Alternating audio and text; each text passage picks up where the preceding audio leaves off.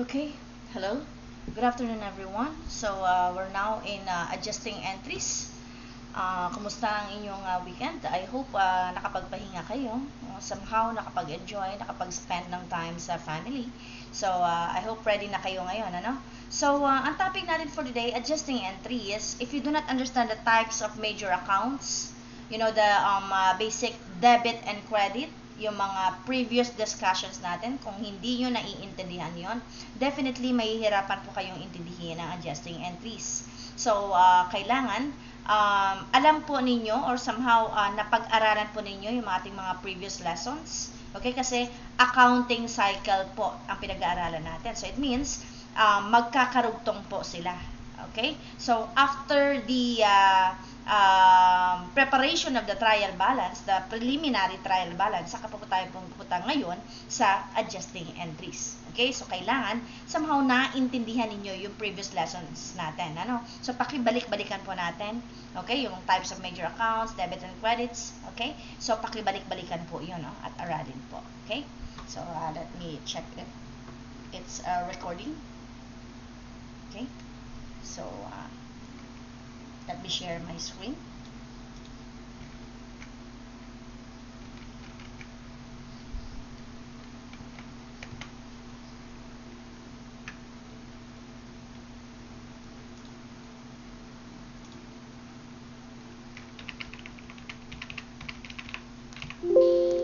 Okay. So, that's it. So, again, ang accounting cycle po natin, mga my dear. Okay, so nagsimula po tayo sa identifying and analyzing the business transaction events, and then journalizing of transactions. Okay, and then pinost natin sa T accounts. Okay, using T accounts ang ginamit natin, ano? And then we prepare the unadjusted trial balance, and now we're in adjusting entries. Okay, and then nandito po tayo sa adjusting entries, no? So, normally, adjusting entries are prepared at the end of the accounting period para i-update po yung books. Okay? Yung books natin. Okay? And then, the accounting cycle. Okay? So, ito yung mga 5th, 6th, okay? Yung mga susunod na steps natin, ano? Hanggang sa reversing entries. Okay? And then, bakit ba natin prepare? Okay, ang adjusting entries. So, bakit natin na-adjust ang trial balance? Okay? So, these are the reasons. Ano? So, to report all revenues earned during the accounting period. Okay? So, kung magkano talaga yung na-earned, yung na-perform mo na service, means na-render mo na ang service. Okay? To report all the expenses incurred to produce the revenues during the accounting period. And then to report accurately the assets on the balance sheets. Some may have been used up during the accounting period kasi meron tayong asset meron tayong asset, yung asset portion na yon. Okay, let's say for example prepayments. Okay, merong expense portion doon, so hindi lahat yun asset pa. Okay, so some of those are expenses na. Okay, so to report accurately the liabilities on the balance sheet date.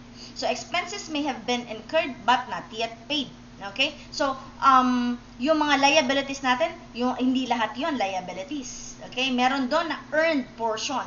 Okay, on the other hand, hindi lahat ng earned portion, okay, is earned talaga, no? So, revenue mo talaga, hindi lahat revenue na. Merong portion doon na liabilities mo pa. Okay, so ina-adjust natin yan at the end of the accounting period. Okay? So, in short, yung purpose ng adjusting entries natin, i-adapt yung matching principle na sinasabi natin, no? Para magkaroon ng correct valuation of assets and liabilities and to arrive at the correct determination of owner's equity. Okay? So, next. Now, again, ang adjusting entries are like journal entries, ano, na ginagawa natin sa general journal, ano? But it is made at the end of the accounting period. So, i-discuss ko ano-ano yung accounting period. Meron kasi tayong calendar year at meron po tayong fiscal year. Okay? So, first, to take up the unrecorded income and expense of the period, kaya natin ginagawa ang adjusting entries. And then, split yung mga mixed accounts into the real and nominal accounts. Pag sinabi nating real accounts, those are the balance sheet accounts. Real accounts are assets, liabilities, and equity. Okay? Nominal accounts, those are income accounts. Okay? O income and expense accounts. Okay? So, yung income statement accounts or mga content ng statement of comprehensive income. Okay? Then, the adjusting entries consist of accruals, okay? Deferrals, yung deferrals na yun, prepaid expense and unearned income. Yung accruals na yun, accrued income and accrued expense. And then, the depreciation and the bad debts expense. Okay, i-explain po natin yan isa-isa. Okay, magpo-provide po tayo ng example para mas madaling maintindihan. Ano? Okay, and then, the application of adjusting entries, remember, okay, it involves at least one balance sheet accounts and one income statement account. Okay? So dun sa debit or sa credit, it's either my balance sheet account dun sa isa doon or my income statement account. So, overall, ang entries, naaapektuhan po niya yung statement of comprehensive income or what we call the income and expense accounts. Okay? So, ayun po yung adjusting entries natin. And then, accounting period, ito na yung sinasabi ko kanina, no? May calendar period na tatawag tayo at may fiscal year.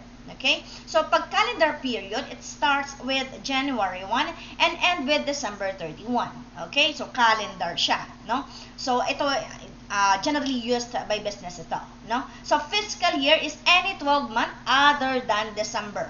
Okay? So, ibig sabihin, ang operation ng business can start at February 1 and then nag-end sila ng January 31 ng next year or nag-start sila ng April 1 ng this year and then mag-end ng March 31 ng next year. So, ayun po yung sinasabi nating accounting period. Okay? And then, next is the accrual basis versus cash basis of accounting. No? Discuss na natin to previously. No? Remember, pag sinabi nating accrual basis of accounting, transactions are recorded whether or not cash has been received or paid. Okay? Kahit hindi mo pa natatanggap yung pera, kahit hindi ka pa nakakakolekta, okay? Kailangan mong i-record ang transactions. That's accrual basis. And then, cash basis, nire-record mo lang ang transaction once the cash is collected. Okay? So, kapag na-receive mo na or nabayaran mo na, okay? Naapektuhan na yung cash, no? May lumabas na ng pera. Okay? Pag may lumabas na pera, saka mo lang nire-record yung expense. Pag pumasok ang pera, okay, when the cash is received, saka mo lang, or collected, okay, saka mo lang i-record ang revenue. Ayun po yung cash basis of accounting. So, ito po yun, ano? Okay? And then, as sabi nga, the revenue is recognized when earned, and then, under the accrual basis, okay, kapag na-earned, ibig sabihin, pag sinabi natin earned, na-perform mo na yung service, na-render mo na ang service. Okay? And then, the revenue is recognized under the cash basis when cash is collected only.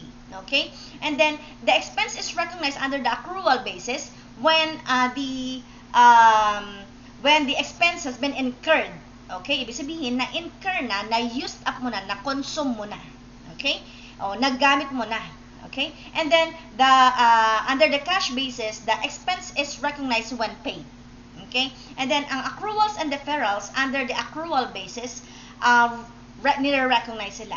And under the cash basis, hindi po nire-recognize. Okay? Under the cash basis, ang accruals and deferrals. Now, again, ang adjusting entries po natin, sabi ko nga, merong accruals, merong deferrals, at depreciation and bad debts. Magsisimula tayo ngayon dito sa accruals. Ano?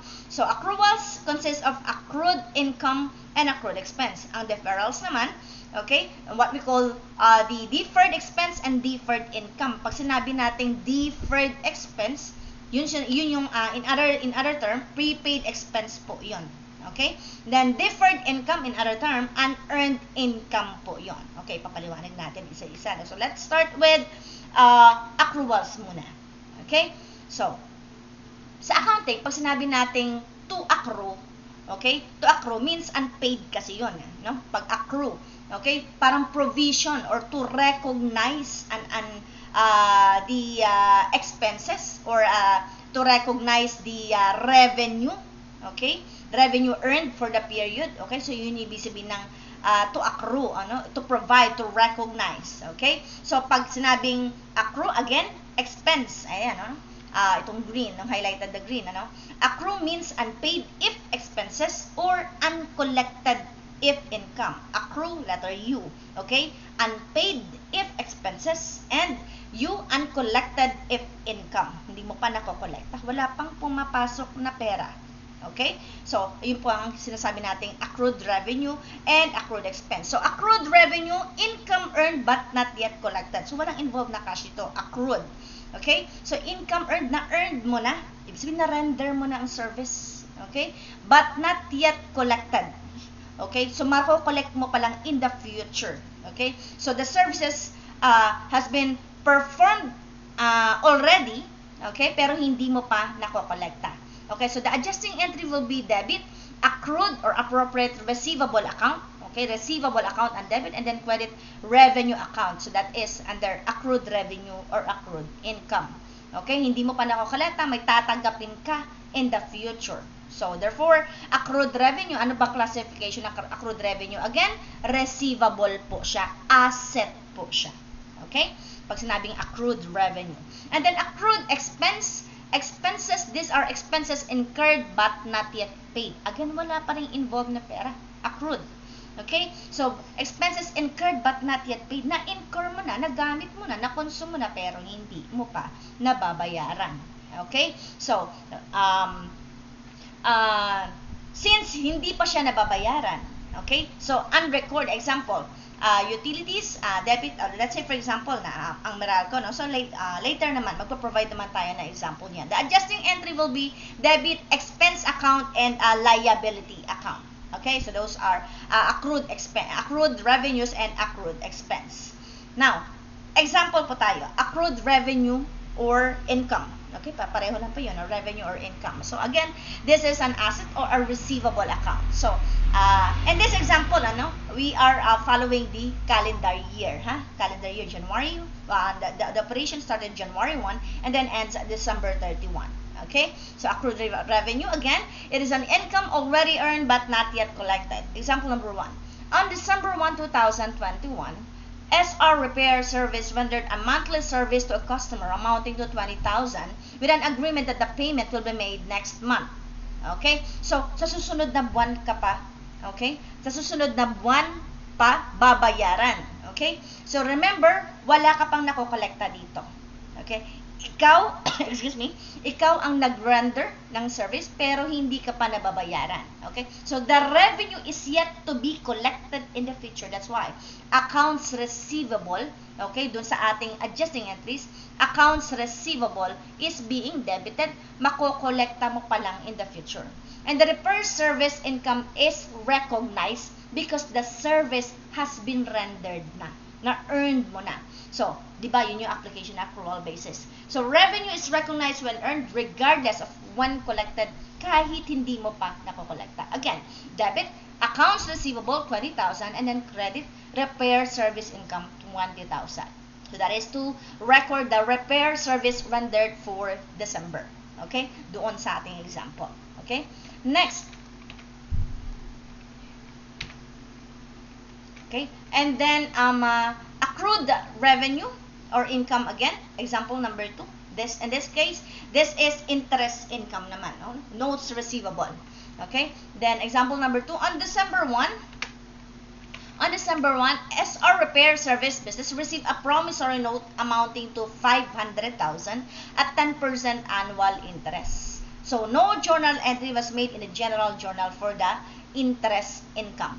Okay, so walang ginawang journal entry daw nung December 1 for the interest. Ibig sabihin, on December 1, okay, be careful dun sa data. Pag tinanong anong entry nung December 1, okay, siyempre, nung December 1, nung natanggap mo yung promissory note or yung note receivable, ikaw ang nakatanggap, ano? By the way, magkaiba po, nakita ko yung mga activities nyo during the journal entry, ano? Journal entry, yung posting ng T-accounts, and also the preparation of the trial balance, ano? Marami pong nakakonfuse sa notes receivable and notes payable. Magkaiba po yun. The same thing with accounts receivable and accounts payable. Now, pag ikaw po ang nakatanggap, okay, ng notes, ibig sabihin, ikaw ang may tatanggapin sa future. Okay, ibig sabihin kasi nagsulat siya ng promissory note na babayaran ka in the future. Asset po yun. At ang asset, kapag nag-i-increase, okay, mga my dear, kapag nag-i-increase ang asset, again, the normal balance of an asset is debit. Okay? Pag nag-increase ang promissory note, which is the note receivable, dinidebit po natin, hindi po natin kinakredit unless nakakolekta ka. Saka mo siya ikikredit. Okay? Kung hindi ka pa nakakolekta, okay, at natanggap mo pa lang ang notes receivable, debit notes receivable po, mga my dear. Okay? So, in this case, December 1, debit notes receivable, 500,000. And then credit repair service income, 500,000. That is to record repair service rendered. Okay? To record the repair service rendered. So, 500,000. So, yun po yung entry natin ng December 1, ha? Okay. On December 31, okay, mag-a-adjust po tayo. Bakit? Ang sabi nga, no journal entry was made in the general journal for the interest income. So, wala siyang ginawa sa interest income. Mag-a-adjust tayo. On December 31, ang magiging entry niya, okay, i-compute muna natin yung interest. Ano? Okay? So, siguro na ituro na ito previously sa ibang subject sa inyo, no? So, interest is equals to PRT. I is equals to principal times rate times time. Okay? 500,000. Okay? So, yun yung principal amount. Multiplied by 10%, 0.10 times 1 over 12. Saan po nakuha yung 1 over 12? Yung 1 month po kasi yun. So, ang kinukompute po natin dito yung 1 month interest. Okay? Kasi yung notes na yun, normally, kapag may natanggap kang notes, merong interest yan. Ano? Binabanggit naman sa problem yun kung magkano ang interest. Okay? So, 10% in this case. Okay? So, 500,000 times 10% interest, 0.10 times 1 over 12, which is 1 month. That is from December 1 to December 31. Ang computation po. Ha? Okay? 1 over 12, that is 4,167.67.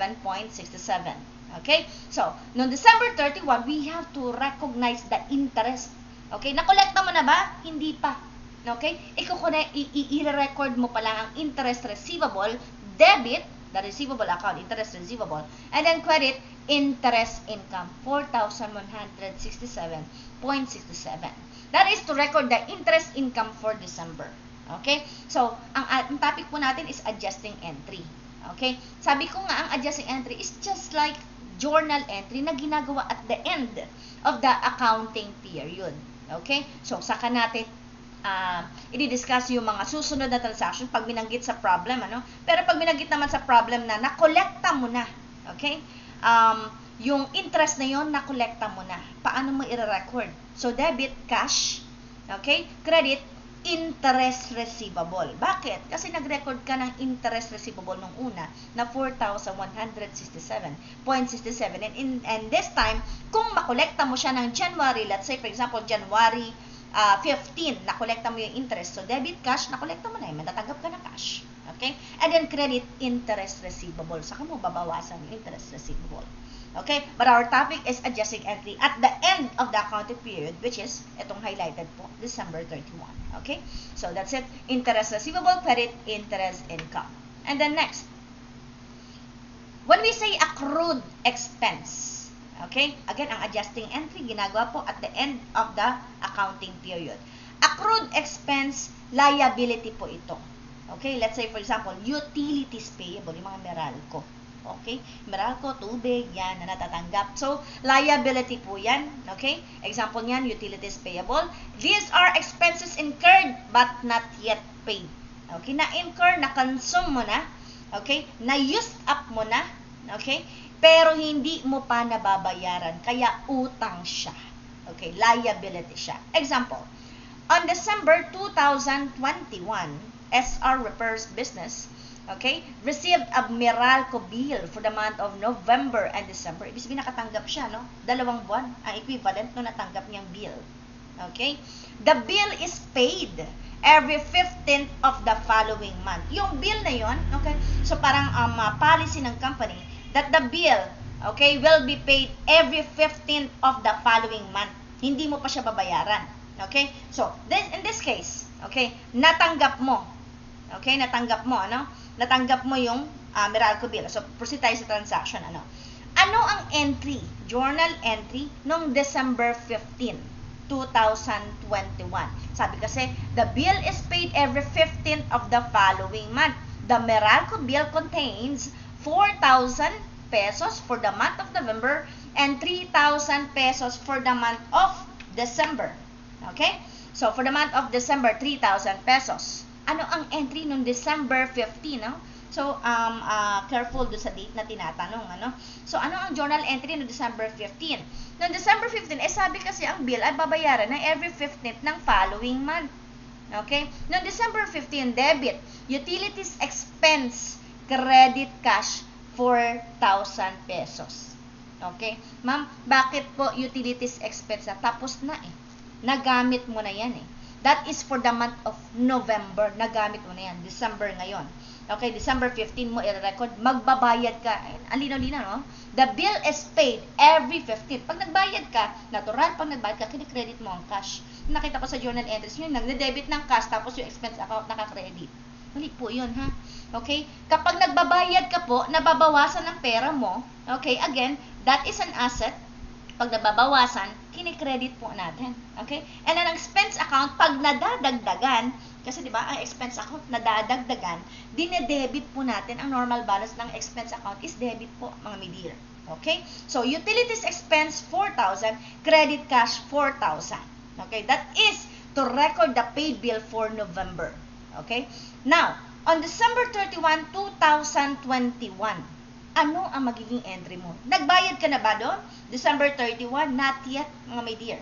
Bakit? Again, the bill is paid every 15th of the following month. Adjusting entry ay ginagawa natin at the end of the accounting period. December 31 po ito. Okay? So, ang entry natin would be utilities expense, hindi credit cash. Wala ka pang binabayaran. Okay? So, this is for the month of December. Utilities expense credit, utilities payable, 3,000 pesos. To record bill for December, not yet paid. Now, okay, tanong. On January 15, ano kaya magiging entry? Okay, nagbayad ka. January 15, sabi kasi every 15 nagbabayad eh. Ano ang magiging entry mo? So, debit will be utilities payable, kasi yun ang nirecord mo. Nag-record ka ng utilities payable eh. Para magsara yun, tanggalin mo yung payable. Utilities payable and then credit cash. Okay? On January 15. Okay? So, doon mo i-record yung binayaran mo na cash. Okay? So, in this case, dahil para accurate, okay, ang laman ng financial statement mo on December 31, kasi nire-report mo na po natin yan, ano? Okay? Imagine, pag hindi mo in-adjust noong December 31 yung expense account mo, anong mangyayari sa expense account mo noong December 31 pag hindi mo ginawa ang adjusting entry nito na debit, utilities expense credit, utilities payable? Understated po ang expense account. Ibig sabihin, pag understated ang expense account, overstated, sobra-sobra ang income mo dahil wala, kulang ang binawas mong expense. Ibig sabihin, sobra-sobra ang kita mo sa statement of comprehensive income mo. Okay? So, hindi po siya accurate. Kaya natin siya ina-adjust. And then, imagine, pag hindi mo nga na-record yung utilities payable, yung credit, okay? Yung credit na utilities payable, yung sa balance sheet yan, di ba? Balance sheet accounts yan. Kasama yan sa ALE. Okay? So, liability, pag tinanggal mo yan, understated ang liability. Okay? Mali na ang balance sheet mo. Okay? Mali na ang amounts, yung real accounts mo na utilities na under ng liability portion. Okay? Understated ang utang mo. Okay? So, naintindihan, kaya po natin ina-adjust. Okay? Kaya tayo nag-adjust at the end of the accounting period. Okay? So, that's it. Now, next. We proceed with deferrals. Okay? Deferrals. So, pag sinabi natin deferrals, kapag prepaid, okay, ibig sabihin, pag under na expenses, prepaid siya. Okay? If income siya, pre-collected. P, ano tatandaan mo dito sa deferred? P naman, no? Doon sa, tawag dito sa accrued, U ang tatandaan mo. Okay? Pag expense, under na accrued, pag expense, under na accrued, ano pag expense? Unpaid. Hindi mo pa nababayaran. Okay? Pag income, under ng accrued. Okay? Pag accrued na pinag-usapan, pag income, U pa rin, uncollected. In this case, okay, accrual kasi yun eh, accrued yun eh. In this case, deferral. Okay, pag sinabi natin deferral, pag expenses, prepaid. Ibig sabihin, asset. Okay? Kapag income, means pre-collected. Okay? Nakolekta mo na. Okay? Hindi mo pa nare-render. Okay? So, pag-income yon. Okay, mag-upisa pa tayo sa deferred expense. Okay? Deferred expense or prepaid expense. These are expenses not yet incurred but already paid. Okay? May dalawang method po yan. That is the asset method and the expense method. Okay? So, i-stop ko naman yung video. So, sa next video natin, no? Para ma-post ko na, no? Sa next video ko itutuloy itong deferrals. Okay?